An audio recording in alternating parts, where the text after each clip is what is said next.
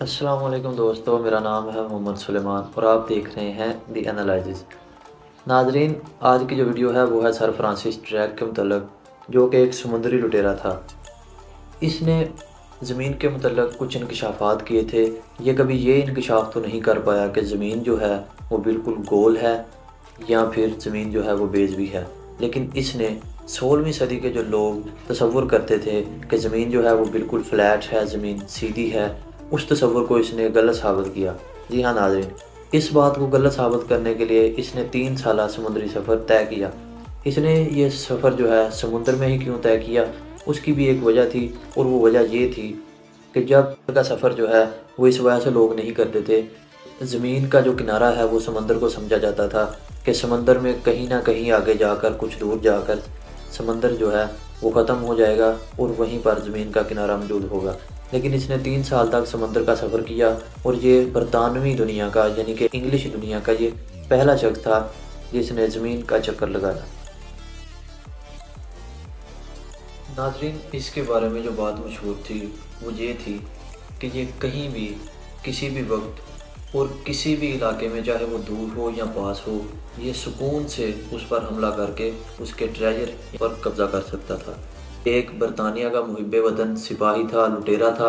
اس نے ساری زندگی سمندروں میں گزاری تھی، اور جب بھی کوئی اسپین سے جہاز وغیرہ نیوی کے برطانیہ پر حملہ کرنے کے لیے آتے تھے تو یہ ان کو ناکوں چنے چبوا کر واپس بھیج دیتا تھا۔ اس نے بہت سے اسپین کے جہازوں پر قبضہ بھی کیا۔ اسپین کے لوگ اس کو بے راہ لٹیرا کہتے تھے، کیونکہ ان کا ماننا یہی تھا کہ جب تک یہ سمندروں کی رکھوالی پر موجود ہے، ہمارا کوئی بھی سفر جو ہے وہ تحفظ والا نہیں ہو سکتا۔ اس نے اپنے سفر کے دوران، جو کہ پوری دنیا کا سفر اس نے کیا 1577 سے لے کر 1580 تک، اس کے دوران اس نے بہت سارا خزانہ لوٹا۔ اس کے رستے میں جو کچھ بھی آیا یہ سب کچھ لوٹتا چلا گیا۔ اس کے ساتھ اس سفر میں تقریباً 164 لوگ موجود تھے۔ جب یہ واپسی آیا تو تقریباً 58 لوگ جو تھے وہ جہاز پر سوار تھے۔ اسی سفر کے دوران اس نے اسپین کے جو جہاز تھے وہ بھی لوٹ لیے۔ جب اسے اسپین کا جہاز نظر آیا تو اس نے بجائے اس کے کہ پورے جہاز پر حملہ کرے، اس نے ایک تیر کے ذریعے جہاز کا، آپ پائلٹ کہہ لیں، اس کو اس نے تیر کے ذریعے زخمی کیا۔ اس جہاز میں جو لوگ موجود تھے ان کا حوصلہ بھی پست ہو گیا، اس نے بآسانی وہ جہاز جو ہے وہ لوٹ لیا۔ اب آپ سب یہ سوچ رہے ہوں گے کہ اس نے پوری دنیا کا چکر لگایا، تو کیا یہ ہندوستان آیا تھا؟ تو اس کا جواب ہے جی ہاں۔ تاریخ اس بات کی شواہد دیتی ہے کہ یہ ہندوستان آیا تھا۔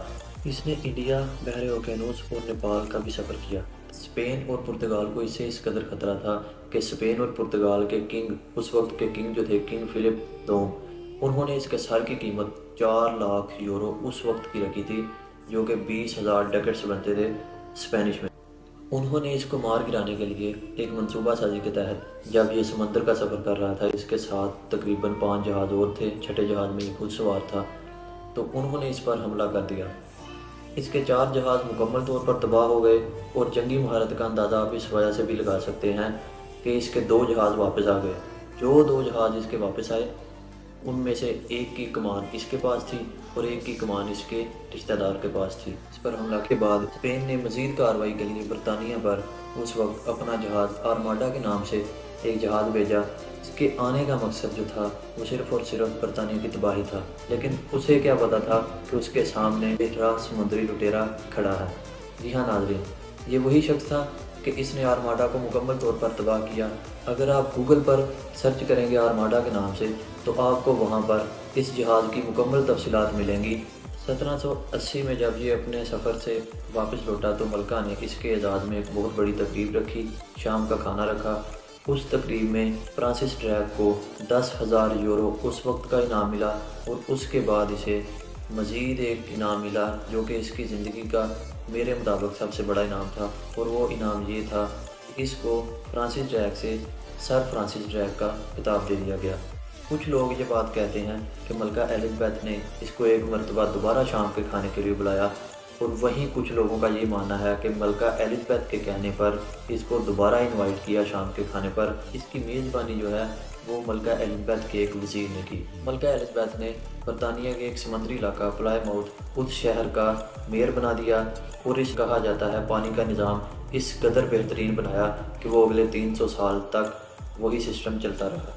ملکہ ایلزابتھ نے اس کی جنگی مہارتوں اور صلاحیتوں کو سراہتے ہوئے اس کو اسپینش برٹش وار میں نیول ایڈمرل بنا دیا اور اس نے وہاں پر بھی بہت اچھا کام سر انجام دیا۔ اس کے بعد بات کر لیتے ہیں اس کی ازدواجی زندگی کی۔